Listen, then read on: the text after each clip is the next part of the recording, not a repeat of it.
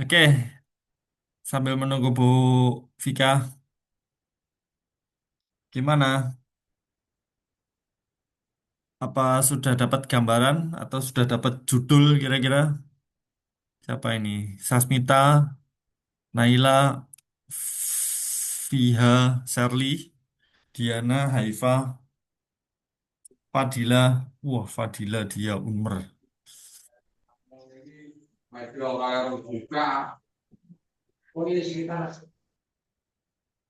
Oke, sudah ada gambaran? Ada yang mau diskusi sambil nunggu materinya?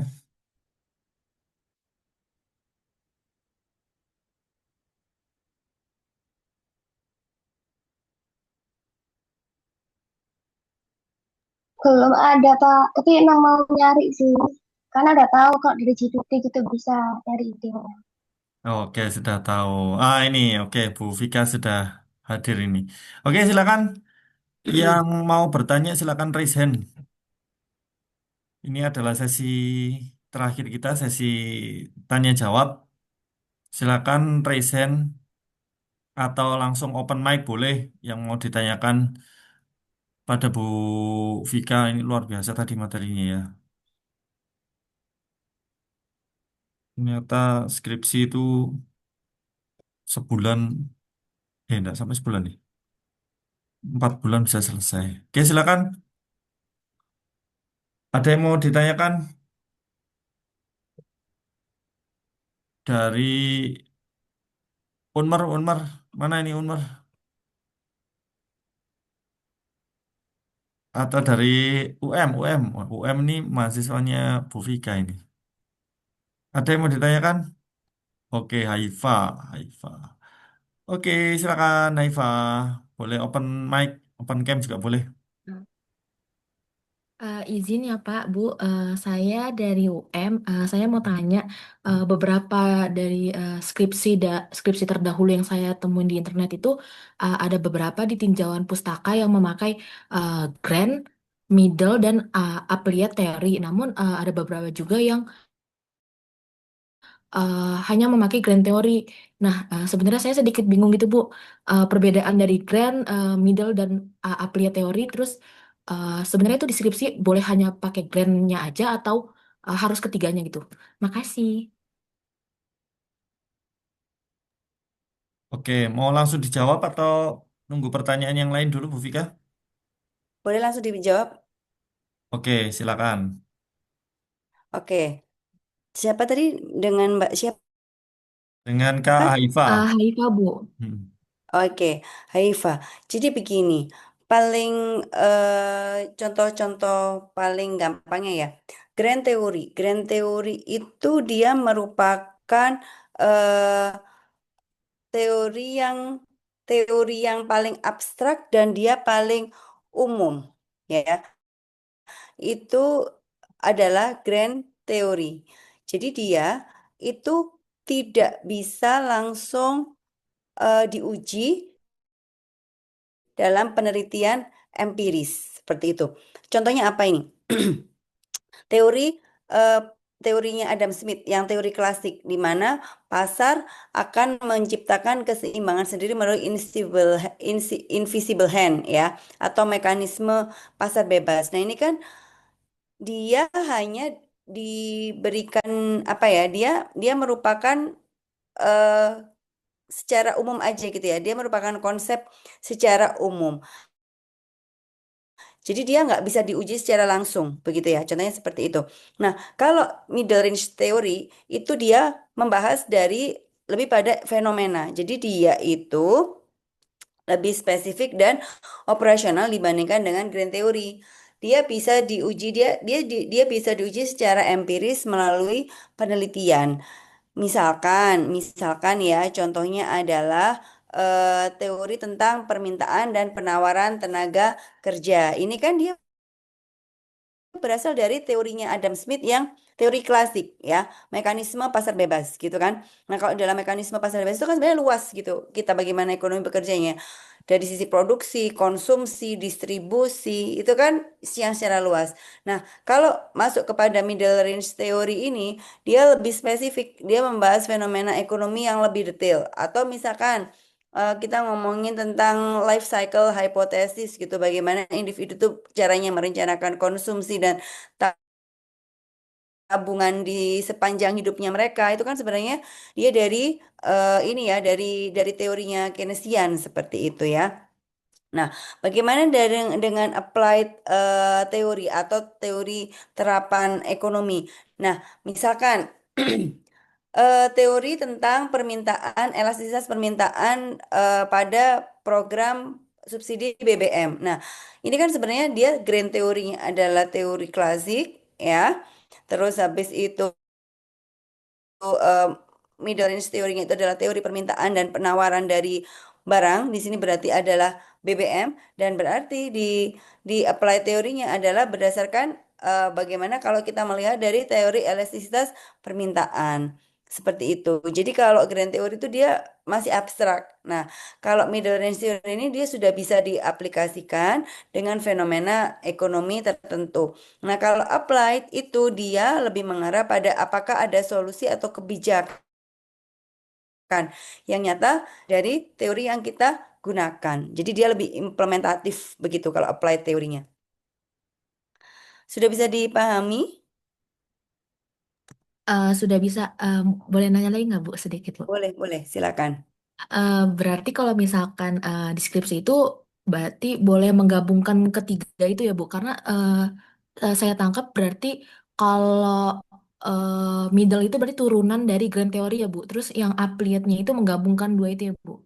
Betul, betul sekali. Contohnya misalkan kayak gini. Skripsinya tentang apa, Mbak? Saya tentang investasi dan inflasi di Pulau Jawa Bu. Oke. Tentang investasi dan inflasi. Hubungan antara investasi dan inflasi berarti ya.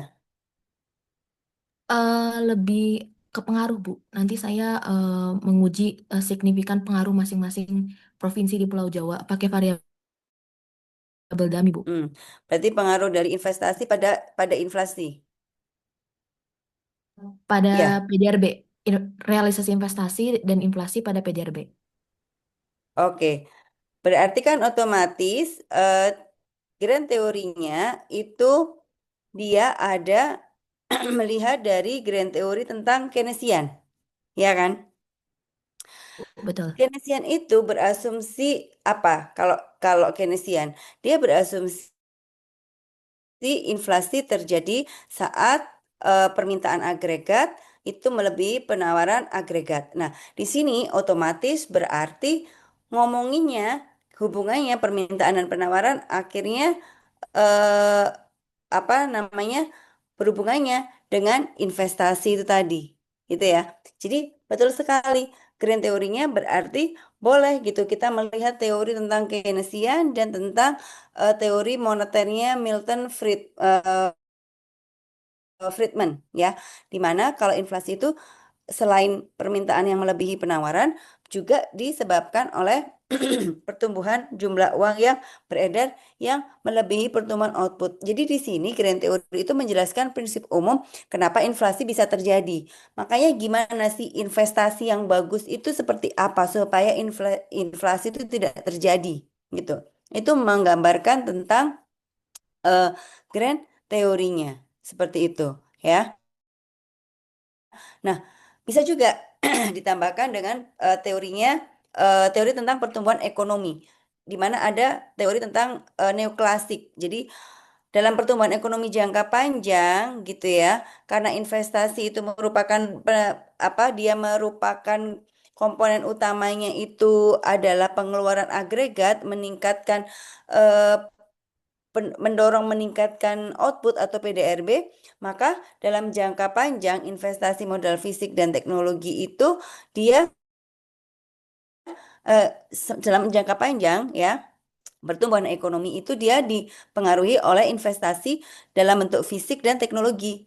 Seperti itu. Itu bisa dimasukkan di dalam grand teori. Nah, middle range-nya apa? Berarti Mbak harus memberikan teori investasi dan teori inflasi modern dalam pertumbuhan ekonomi. Jadi melihat tentang neo-Keynesian investment gitu, ya. Tentang apa namanya investasi neo-Keynesian, bagaimana perubahan pendapatan nasional itu bisa mendorong perubahan investasi gitu. Atau juga bisa di dalam teori investasi itu di mana saat PDRB meningkat maka perusahaan akan berinvestasi lebih banyak untuk memenuhi permintaan. Terus juga bisa ditambahkan tentang selain teori investasi karena tadi itu hubungannya adalah hubungannya adalah investasi, inflasi dan PDRB ya. Maka bagaimana sih tingkat inflasi yang diperlukan untuk mendorong pertumbuhan ekonomi bisa dimasukkan ke dalam teori yang middle. Nah, seperti itu. Jadi hubungan empirisnya itu nanti akan dijelaskan di middle range teori. Nah, kalau applied-nya ini nanti Mbak, applied teorinya atau teori terapan nanti dimasukkannya di dalam pembahasan. Jadi nggak usah dimasukkan dulu dalam literatur review. Literatur review itu hanya sampai di middle range teorinya untuk membangun model empirisnya. Seperti itu. Sampai sini paham? Sudah paham, Bu. Terima kasih. Sama-sama. Oke, mendetail sekali ya penjelasannya. Dari Unmer ini, mana ini dari Unmer? Oh, UM ini sudah bertanya loh ini, sama dosennya sendiri ya. Unmer ini, nah, cross kampus ini. Ada yang mau tanya dari Unmer? Silakan, Raisen, boleh, atau langsung open mic juga boleh. Meskipun tadi kayaknya ada yang beberapa ini ada yang dari semester 3 ini, Bu Vika, dari Unmer. Tapi Iya, paling enggak kan, tadi udah cerita, tapi luar biasa lah. Udah punya keinginan untuk mengetahui apa sih skripsi itu gitu. oh iya benar, semua akan mumet pada waktunya gitu ya, skripsi gitu ya. Tapi enggak ya kalau sama ahlinya sudah sama Nggak Vika ini mumet, enggak. Oh nggak. enggak mumet. Oke, Anggun Fitria. Oke, silakan Anggun di unmute. Terima, baik. Terima kasih atas kesempatannya. Bu, di sini saya ingin bertanya Dari mana? Dari terkait, mana ini Anggun? oh ya, perkenalkan saya Anggun Fitria dari Ekonomi Pembangunan Universitas Negeri Malang, angkatan Oke. 2022. Oh, oke, UM ya. Nah, Oke, silakan.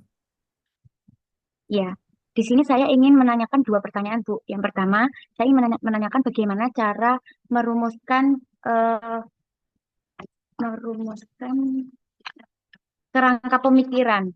Kan saya temukan itu dari penelitian sebelumnya itu biasanya kerangka penelitian eh, hubungan antar variabel, ada yang tentang cara berpikir, ada yang tentang teorinya begitu. Jadi bagaimana baiknya atau benarnya begitu. Yang kedua terkait pemilihan metode. Nah, sebelumnya di judul saya ini kan menggunakan variabel moderasi. Nah, kemarin itu disarankan sama dosen pembimbing seperti penggunaan SEM. Nah, namun saya cari-cari di penelitian lain itu juga menggunakan REM, FEM. Nah, bagaimana cara menentukan metode yang benar terhadap skripsi kita, gitu. Terima Oke, kasih. iya, baik Anggun. Jadi begini ya, saya jawab yang caranya merumuskan kerangka pemikiran dalam skripsi.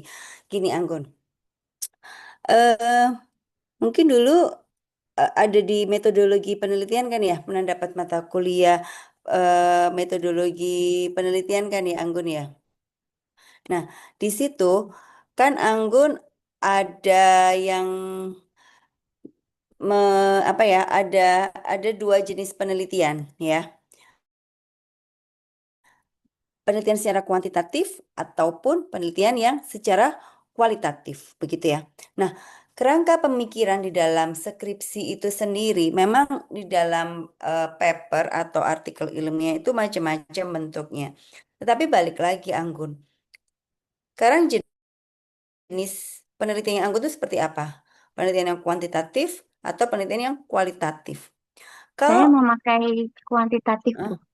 oke, kalau kuantitatif sebenarnya apa sih kerangka pikir itu ya atau framework research framework itu apa?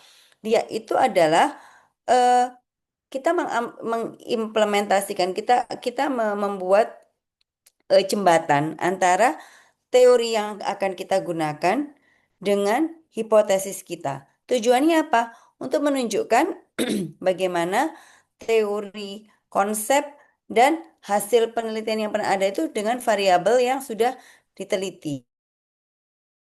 Jadi otomatis yang paling pertama adalah yang harus ditentukan kalau di dalam penelitian kuantitatif berarti harus menentukan variabel penelitian. Sudah ada gitu ya, variabel independennya apa, variabel dependennya apa gitu. Contohnya misalkan variabel independen itu apa sih? Ini bagi buat teman-teman yang masih masih belum skripsi ya, saya sambil agak spill-spill dikit. Variabel independen itu adalah faktor penyebab atau faktor yang mempengaruhi. Dia variabel bebas. Sementara variabel dependen itu adalah variabel terikat. Jadi dia adalah hasilnya atau dampak yang diteliti. Nah, kalau dalam penelitian anggur ini tadi ada variabel mediasi ya. Mediasi atau moderasi? Moderasi, Mediasi. Bu. Oh, moderasi. Berarti ingin Moderasi, Bu. apa melihat eh, anu ya, kekuatan pengaruhnya ya di moderasi Iya. gitu kan ya. Oke. Iya. Nah, kalau mediasi itu menjembatani, kalau moderasi itu ingin dengan ditambahkan variabel baru berarti hubungan antara variabel independen dan dependennya ini semakin kuat kayak gitu ya. Contohnya misalkan ini ya, misalkan eh apa namanya? Variabel independennya itu adalah persepsi kemudahan penggunaan. Yang Y-nya adalah niat menggunakan chatbot. Z-nya itu dimoderasinya dengan familiaritas. Nah, berarti kita harus melihat gitu ya, teori utama yang menjelaskan masing-masing variabel ini apa. Nah, kalau yang tadi ya, balik tadi contoh saya, variabel independennya adalah persepsi kemudahan penggunaan. Berarti dia menggunakan teori teknologi acceptance model atau TAM, ya. Di situ di teori tersebut ada teori yang menjelaskan bahwa persepsi kemudahan penggunaan itu mempengaruhi niat menggunakan suatu teknologi.